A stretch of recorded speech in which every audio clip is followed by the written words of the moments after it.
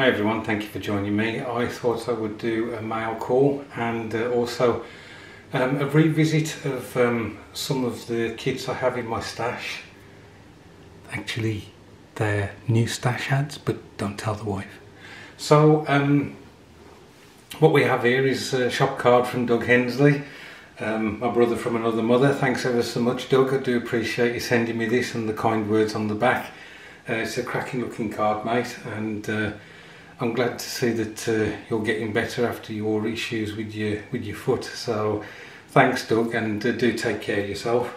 So let's have a look at some of these models that I want to have another look at. So as you can see, although these kits have been in the loft for several months and years, they've dusted up quite nicely with a bit of rag and gone over them. So this is the first one. This is the Rodin 172nd Vauxhall D type ambulance that I mentioned I may have to do for the World War I diorama, as the other ambulance that I've got, the Model T Ford, would appear to be out of scale. So I'm looking forward to getting this one done quite soon, because obviously I'm progressing on the diorama. So the next two are obviously two identical kits, which is the Matchbox 176. Obviously it does say Revel, I know that, but they are the old Matchbox moulds. 176 Char B1 and the Renault FT17. The reason I got two is I want to do a diorama which involves a couple or three vehicles, and the other thing is the FT17 obviously appeared in World War I, so I want to do a dio with one of these as well. The only issue I have with the Renault FT17 is the rubber band tracks. They don't look very good at all. And so I'm thinking about how I can get around that, possibly even trying to make the tracks myself, but if I go down that road then it may be more effort than I'm prepared to do. So that's those. Right, the next lot of kits are all Trumpeter. So this is a Trumpeter's Jagdtiger. I think I've only ever built a Jagdtiger once. I can't even remember what company it was, and so when I saw this so many months ago now, as I keep reiterating, I thought it would be a nice kit to add to the stash. I may even try to do the camo that's on there, because that looks really good, really cool on that particular vehicle. So going back to the French tanks, I've got the Char B. Again, this is in 1/72nd scale, so I'm hoping to get a hold of some 1/72nd French, either crewmen or infantry, and put this in a diorama. I'm quite looking forward to building this one. I do like the early war tanks, as you know, so I'm expecting this to be a lot of fun. Next one is a Finnish T55 with the Dozer Blade.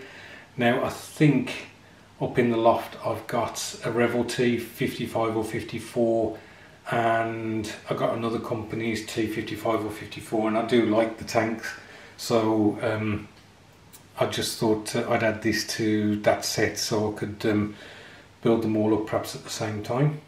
Okay, so this is the Trumpeter 172nd Jagdtiger, late production, and as you know, Paul of Military Modelling, Paul and Greg Riley are doing Jagdtigers as an appreciation to Steve Mottram, and I asked if I could join in and they said yes. So although they're doing 1/35th scale models, as you know, I'm a 1/72nd scale builder myself, so I've got this one to do in appreciation of Steve Mottram. Okay guys, so this is an SDKFZ9, which is the half track section, with an SDAH 116 trailer at the back of it, and you can see here as well there's another cab. This is because this had rear steering from that point, and I was going to put the Jagdtiger on this, but the issue I've got is looking at the information, the maximum tonnage this ever pulled was 28 tons and the Jagdtiger is 62 tons, so I can't do that to be like historically correct.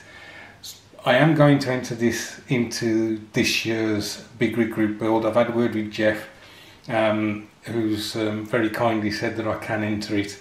Obviously, it's more of a trailer. You know, this is a standalone half track, but he said he would allow it, which I really do appreciate. Thanks, Jeff. So I need to find another vehicle to stick on the back of here. I've been looking at some of the tonnages for some of the early mid-war tanks. As you can see, this vehicle's finished in Panzer Grey, and it's got the width markings on it. So that's, I think, is possibly just before and during the invasion of Russia. So I'll be looking for a tank of that period to put on the back of this. It's quite a long model, I think. It possibly will be the longest of my Big Rig Group builds that I've done. And of course, you've got all this kit to build up, and the trailer, and this rear trailer as well. So there are quite a few parts to it. I didn't realise, but the SDKZ9, I've looked at Trumpeter's kit of this before, separate, which comes in one of the smaller boxes, and I don't really like it because the rubber band tracks, or it looks like rubber band tracks, they seem too high, so they make the vehicle look like it's on heels or something. It looks ever so odd.